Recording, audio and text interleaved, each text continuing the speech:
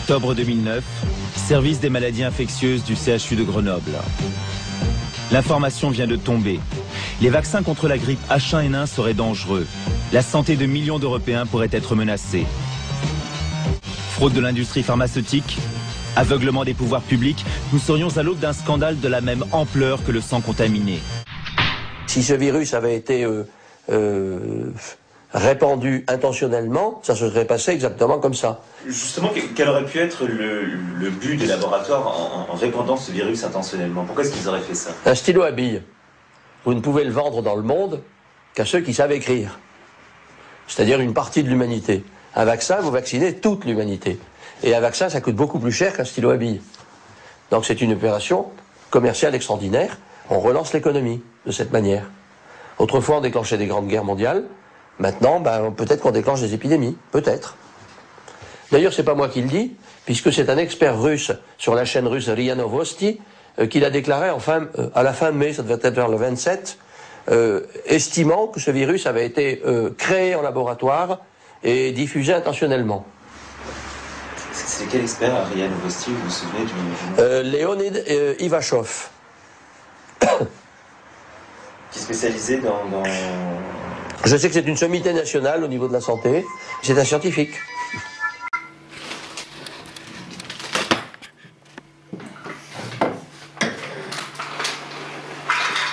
Mais bien sûr, c'est évident. Il a raison. On nous a fait croire à une épidémie pour qu'on se vaccine et donc que l'État achète des vaccins.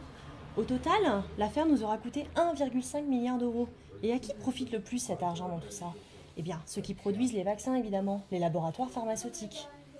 D'ailleurs, un grand groupe français pharmaceutique signait des accords avec l'État du Mexique, pile un mois avant la pandémie, et là où ont été décelés les premiers cas, pour ouvrir une usine qui produirait des vaccins contre le H1N1. C'est pas une preuve, ça?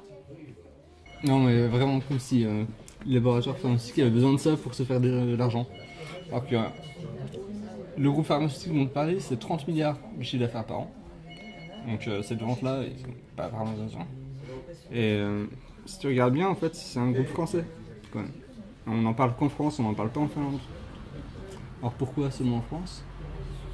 Je pensais que ça peut être l'opposition, par exemple. L'opposition qui en ce moment elle est en perte de vitesse, donc elle a besoin de redorer son image en ternissant celle du gouvernement. Non. Si on se vaccine et qu'il n'y a pas de grippe, les gens vont crier ou gaspiller de l'argent public. Si au contraire on ne se vaccine pas et que là il y a des dégâts, les gens vont crier à des responsabilités des gouvernants en fait. Dans tous les cas, de toute façon, c'est le gouvernement qui est pris au piège. Mais pauvre, vous êtes tombé dans le panneau de la théorie du complot de base. Vous n'avez aucune donnée objective pour justifier vos propos, ni aucun raisonnement scientifique viable. Parlons de faits un peu maintenant, si vous voulez bien. Les experts du monde entier conseillent la vaccination, non? Or, malgré la disponibilité du vaccin, seulement une partie infime de la population française s'est fait vacciner. Si le gouvernement voulait réellement vacciner ses citoyens, qui aurait pu empêcher de le faire? Ça n'a pas été le cas. Il connaissait bien entendu les chiffres de la campagne de vaccination. Le gouvernement s'est donc compris de la situation. Encore une fois, selon les experts, ça devait passer autrement. Alors pourquoi vos décideurs ont donc délibérément mis en danger la population française? Regardons maintenant les victimes potentielles. Ce sont bien entendu ceux qui ont refusé de se faire vacciner. Or, ces populations à faible niveau d'éducation sont clairement les premières concernées. Elles n'ont pas le recul de la connaissance, sont donc plus sujettes aux passions, aux pseudo-complots. Elles sont également moins d'ouverture sur le monde. Moins d'ouverture internationale pour s'apercevoir que ce phénomène est finalement très localisé.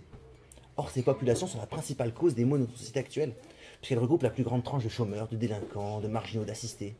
De plus, leur taux de fécondité étant très élevé, et au vu de la reproduction du schéma social, l'équilibre des forces dans le pays pourrait changer très rapidement.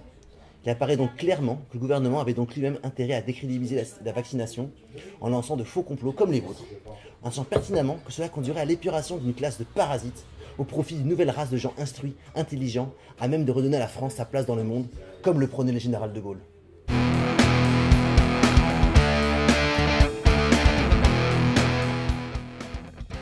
Qui croire? Comment discerner le vrai du faux dans ces théories du complot? Pour répondre à ces questions, nous vous proposons d'esquisser quelques outils et effets de la zététique, science de l'esprit critique. Un curseur de vraisemblance est une échelle graduée de 0 pour invraisemblable à 10 pour vraisemblable, permettant de positionner deux théories concurrentes concernant un même phénomène en fonction de leur validité scientifique. Ainsi, malgré une rhétorique solide, la dernière théorie exposée T3 est la plus invraisemblable, car la probabilité que ce qu'elle défend arrive réellement est proche de 0. Au contraire, l'appât du gain des laboratoires pharmaceutiques, la théorie T1, est la plus plausible des trois théories, car elle soutient ce qui nous semblerait le plus crédible. Le faux dilemme consiste à n'offrir que deux alternatives déséquilibrées en omettant toute autre alternative pourtant possible à une argumentation. Par exemple, le titre donné à ce ZT-clip, « Mourir ou se faire vacciner » en est un. Comme dans la thèse du pouvoir. Si on se vaccine et qu'il n'y a pas de grippe, les gens vont crier ou gaspiller de l'argent public. Si au contraire, on ne se vaccine pas et que là il y a des dégâts, les gens vont crier à des responsabilités des gouvernants en fait. Ici, il a négligé deux autres cas. Si on se vaccine et que la crise est grave, et le cas si on ne se vaccine pas et que la crise n'est pas grave. Le non sequitur, littéralement qui ne suit pas les prémices, consiste à tronquer un raisonnement logique de la manière suivante. Si j'ai la grippe, alors je suis malade. Or, je suis malade, donc j'ai la grippe. Plus formellement, A implique B ne veut pas dire B implique A. Ici, A, j'ai la grippe, et B, je suis malade. En voici un exemple réel. Si ce virus avait été répandu intentionnellement, ça se serait passé exactement comme ça. Parce que cela se passe comme ça, contrairement à ce qu'il sous-entend, cela ne veut pas dire que le virus a été intentionnellement répandu.